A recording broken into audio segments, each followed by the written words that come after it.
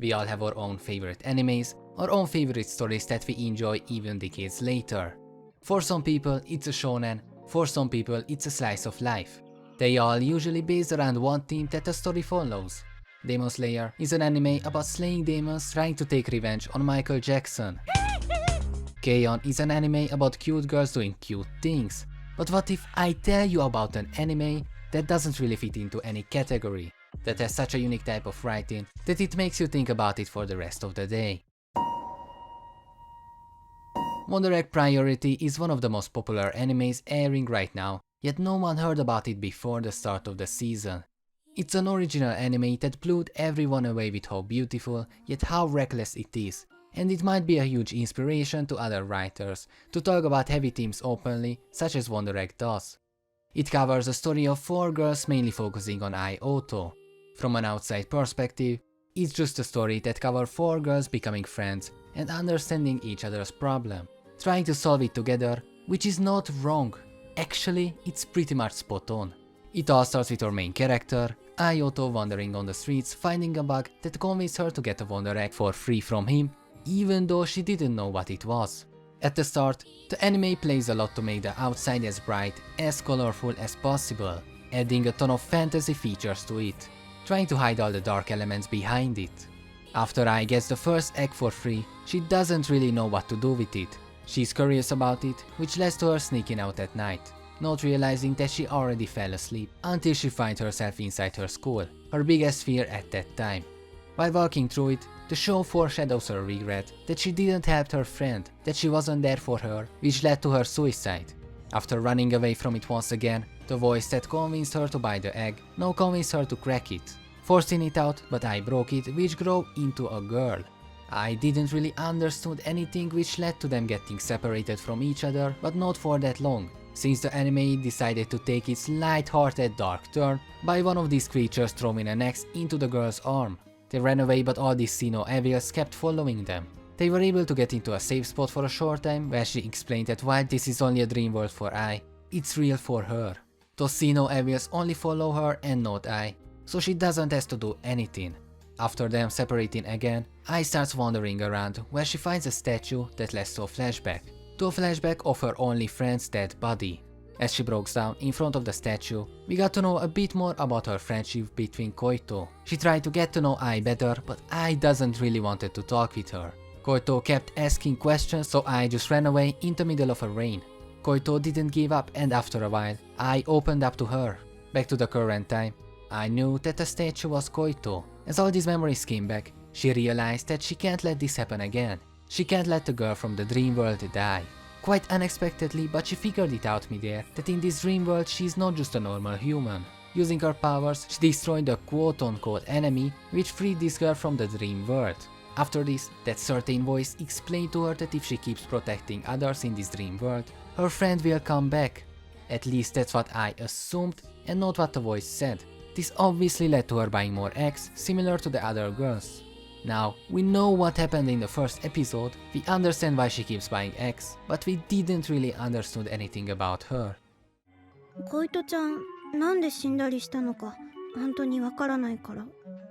Ai is a 14 years old girl that is introverted and usually spends her time alone. She has heterochromia, which means that her eye colors are different. She says that she was bullied because of her heterochromia, and that is the reason why she doesn't want to attend school anymore. But the real reason behind it is the suicide of her best and only friend. Not just the suicide, but also the fact that she feels like that she was the reason behind it. That she wasn't there for her when other girls bullied Koito. Before her suicide, I didn't really understand why they bullied her. She thought it's cause they are friends, but Koito said that it's cause of Sawaki-sensei who gave her special treatments. Sawaki-sensei was also the home teacher of Ai, after she refused to attend school. Ai doesn't understand why Koito decided to end her life, and she tries her best to bring her back by defending other persons inside the dream of a Wonder Egg. As I said before, Ai wasn't the only girl that bought eggs to bring back someone. She met 3 other girls through it, and the first one was Neiru. だから行く。他に理由はない。自分のため。While Neiru isn't introverted like Ai, she has a really calm personality. She isn't really talkative. She is considered a genius and she runs her own company. After all, She was made for that exact reason, and because of that, she doesn't know her actual parents. She's buying eggs to get back her little sister, who apparently stabbed her, then ran away and jumped off a bridge. だからファンと友達になんてならないって。第一、デブは一緒にいたら恥ずかしいから無理って。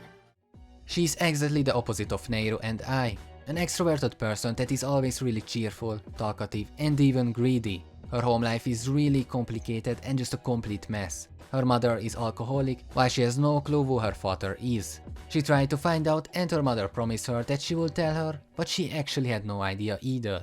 Because of all of these issues, she harmed herself multiple times. Rika was a former junior idol and she wants to save one of her fans, Kiemi, who spent all her money just so she can visit Rika.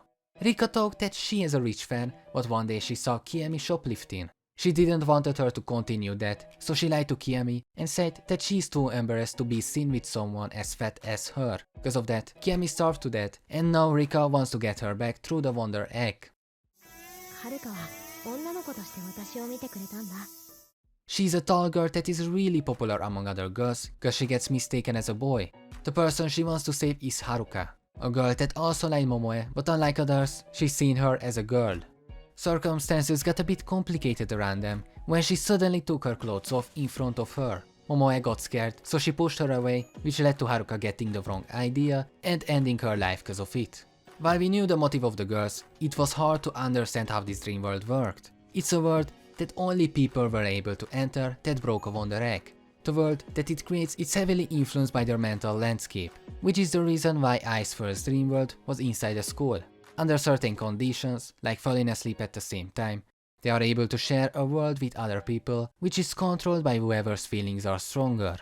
The only person that appear in this dream world are girls that ended their lives on their own will. どうして愛にだけは話しておこうって。それもわからん。 For a long time, we had no idea what Acca and Ura-Acca was, but Ura-Acca revealed their backstory 2 episodes ago. He revealed that before they gave up their own bodies, they wanted to create a girl just for fun. They got really invested in it and they tried to create a girl that they could love like a daughter, a girl that who you would forgot is an AI. They set her age at 14 and they were really happy about the result.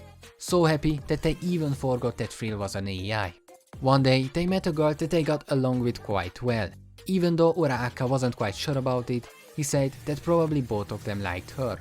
Azusa chose Acca, leaving Ura-Acca behind, and while he didn't say it out, it was obvious that he was envious about it. Because of the feelings that Ura-Acca had but didn't act it upon, Frill decided to take this into her own hand. She first started by convincing the guys to make more girls like her. While her intentions weren't clear for Acca and Ura-Acca, it's still their biggest regret that they didn't understand what Frill wants to do. They didn't realize that while she's an AI, they made her as realistic as possible. She has emotions, she has feelings. The more they ignored her because of Azusa, the more envious she was. Because of that, she ended the life of Azusa, but they were able to save the child she was pregnant with.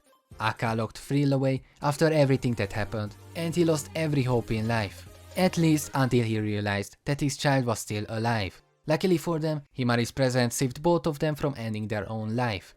While Himari grew up, probably already at her birth, but one of the girls that Frill made took over her body, which is probably the reason why she didn't die in the first place. Quite interesting that they didn't realize that, but it's possible that only in this one certain event where it wasn't actually Himari. As she and Ura-Acca talked, he realized that Himari did the exact same movement with her lips that Frill used to do. While he realized that something wasn't right, once again it was too late to act upon. On the same day, Himari died, which looked like a suicide, but without any reason behind it. Ura-Acca, knowing that it has to do something with Frill, he went to the basement that Acca locked her into, just to find out that she's running a wall system under it. After losing it even more than Acca, he burned Frill, hoping that it would end everything. When he got back, he found Acca at the table that now they are at every single day. Because of all these events, they started investigating. They gathered and analyzed data on girls' suicides in that age range, and while there were many causes, they were wondering if there could be something other that drove them to suicide. They created the Wonder Eggs hoping that they could interfere with whatever the plan of Frill and the other girls are. While the anime technically had its last episode a few days ago, it's not the last one. There is still one more that will be aired, but the only TV slot they could get for that episode is in 3 months. Don't worry, the anime won't end without a conclusion, but now we have to wait 3 months until the final episodes air. I hope you enjoyed the anime just as much as I did, and on that note, I also hope you enjoyed this video. See you with more videos like this in the future. Good night.